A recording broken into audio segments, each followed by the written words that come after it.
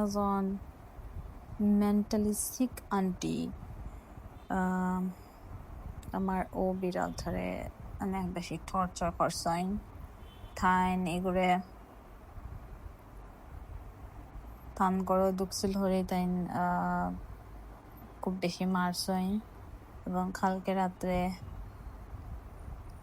তার serious condition বলতে তার ফাওয়ার মাঝে ব্যথা পাইছে অ্যান্ড ফেটের এক সাইডের হাড়ের মাঝে ব্যথা পাইছে। সো ওখান আমার মানে খান্দায় খান্দায় থাকার চেষ্টা করে কালকে থাকি এবং আমার পড়ার সময়ও হে আমার বই উঠেই আমার হান্দাত ঘুমানোর চেষ্টা করে এবং কালকে রাত্রে আমি জানি না প্রচুর মানে মন খারাপ আছে তার, তখন হে টেবিলের উপরে মানে সারা রাত ঘুমাইছে। আমি তখনও বুঝছি না যে মানে ও সিক আন্টি যেজন তাই আমার বিড়ালরে হয়তো মারছেন, আমি খেয়াল করছি না।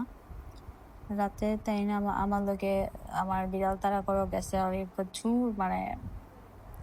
প্রচুর কথা শোনাইছেন আমারে। আজকে আমি রিয়েলাইজ করলাম যে আমার বিড়ালরে তো তাই মারছেন তাই মানে অতটুকু মানে খারাপ একজন মানুষ তাই আমার বিলাইরে মারছেন। মারার বাদে আমার আরেকটা বিলাইরে তাই এবং আমার সাদা বিড়াল আর একটা আছে, বয়স বেশি হইতো না, 4 মাস প্লাস বয়স।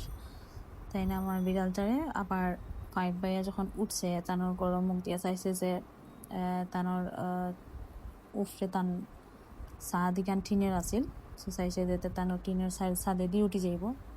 বাট তাই যেমনি দেখছেন আমার বিড়ালের মুখ তাই তখনও বাড়ি মারি তারে আবার ড্রেনও ফেলাই দিয়েছেন।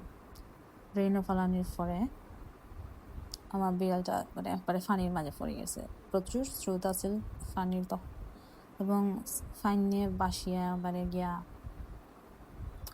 মানে ড্রেনের একবার লাস্ট মাথাত গিয়া তখন ঠেকছে। আমি থিঙ্কিং করি পাইছিলাম না তখন যে এই ড্রেনিটার লাস্ট মাথা কোন জায়গাতে আমি খুঁজবো নানো। তখন আবার ও যে আন্টিয়ে ফেলাইছেন থানোর আম্মা মানে বৃদ্ধ, থানোর আম্মা মানে কইছেন আমি তো কাইরাম দেখিয়া যে তুমি তাই না কন্যার এদিকে লাশ মাথাত খোঁজার চেষ্টা করো, এবং ও সিক আন্টি আমার নিজের মুখে হইছেন যে তাই না আমার ছোট বিলাইটারে বাইরে ধাক্কা দিয়া দিছেন। আমি কিচ্ছু মারছি না তখন, মানে আমি অতটাও ভয় পাইছি, আমার কাছে মনে হয়েছে যে আমার বিড়ালটাও তো ফানির মাঝে বাহার কথা নাই, মেবি মারা গেছে। তো যা হোক আলহামদুলিল্লাহ আল্লাহর কাছে অনেক অনেক শুক্রিয়া যে আমার ছোট বিলাইটারে পাইছি, পাওয়ার পরে পরিষ্কার টরিষ্কার করছে, যথেষ্ট ভালো আছে। বাট তখন ছোট বিলাইরে পরিষ্কার করাত গিয়া আমার থাইন গিয়া মজা করে তারার বারান্দাত গিয়া হামাই গেছেন তারার গড়, তাই তারে দরিয়া খুব বেশি মারছেন এবং তারা করতে কি মারার মানে বাড়াইয়া আওয়ার সময় আমার মানে বিলাইটা তৎক্ষণাৎ আইয়া হুতি রইছে, সামনে ফাঁকা জায়গা আছে মাঝখানে হইয়া হুতি রইছে। হ্যাঁ, সো সো ওটাও ঘটনা, মানুষ কতক্ষণ খারাপ হইতে পারে। এবং হ্যাঁ রিয়েলি ইনজয়েড কিতা হয়েছে যে তার মানে ফ্যাটের এক সাইডের এক হাড্ডির মাঝে কিছু মানে ব্যথা খাইছে, বোঝা গেছে কালকে রাত্রে অনেকটা অতখান ফুল আছে অ্যান্ড একটা ফাও মানে ব্যথা পাইছে। আমি রাত্রে গরম পানি দিয়ে সেক দিছি তার খাওয়ার মধ্যে, আজকে মোটামুটি ভালো আছে আটতে পারে। বাট কালকে আমার তার ফাওয়ার মাঝে আর দিতে দিছে না, অনেক বেশি ব্যথা আছে এবং এখনো পর্যন্ত মানে ঘুমাই যে খাপি ওঠে, অনেকটা ভয় পাইছে। সো আমি আমার বিড়াইরে ফার্স্টের দিকে আমি ছাড়িয়ে দিতাম না, কারণ মানুষে বালা নাও ফেলতে পারে।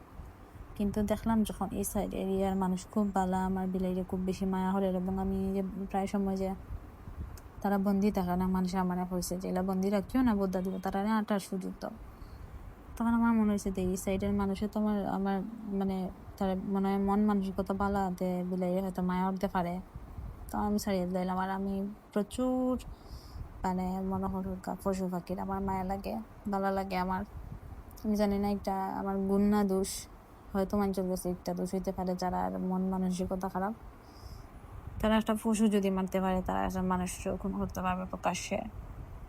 সো আল্লাহর কাছে তারা লাগে হেদায়েত চাইলাম, আল্লাহ তারার মনে পশু পাখির লাগি মায়া দাও, মানুষের লাগিয়ে মায়া দাও, মায়া জন্মাইয়া দাও তারারে। তারারে মনের মাঝে পশু পাখি থেকে শুরু করিয়া সকল প্রকার জীবজন্তু মানুষ সহ তারার মনে যাতে এরা লাগে মায়া আয়, আল্লাহ মাফ করতা।